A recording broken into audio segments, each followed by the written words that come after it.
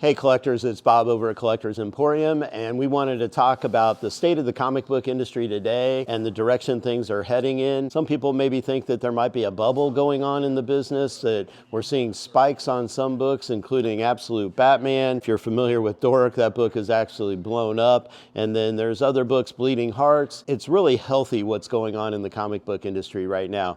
There's all sorts of older collectors that have been out of the hobby that are now coming back into it, all because of Absolute Batman. We don't have one customer coming in right now wanting multiple copies of this book. They're wanting a copy so that they can read it. They want the story. The story is absolutely fantastic. And then with Dork, absolutely just a short print run. 10,000 copies was the initial print run on it. It was unique and it caught fire. And because of that, it's now a $100 book, and we've seen CGC sales as high as $300. There's second and third prints coming on these books, so don't get caught up in the FOMO that you have to have a first printing. Get a copy on a second or third printing or fourth printing when it comes out. We sell Pokemon also. We found 151 was a set that came out that really inspired a lot of the older collectors to come back, and this is what's happened with Absolute Batman. We're hearing that there's up to 15 copies a day getting graded as CGC 9.8. On the later issues, there aren't that many. So on the Pop Report on number 7, the first freeze, that one's under 200 for 9.8s.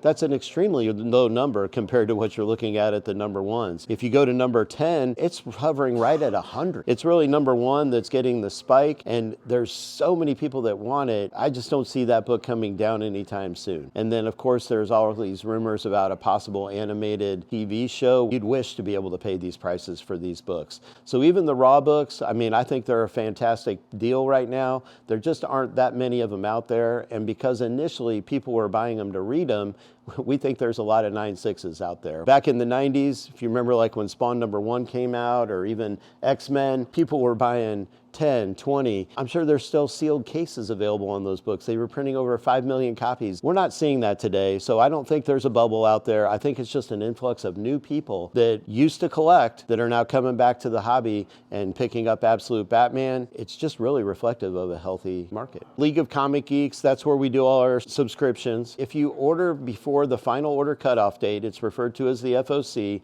It's about 30 days prior to the release of the book. Order them up on your FOC, link your account to Indie Collectors Emporium, and if you do more than 10 books a month, we give you 20% off.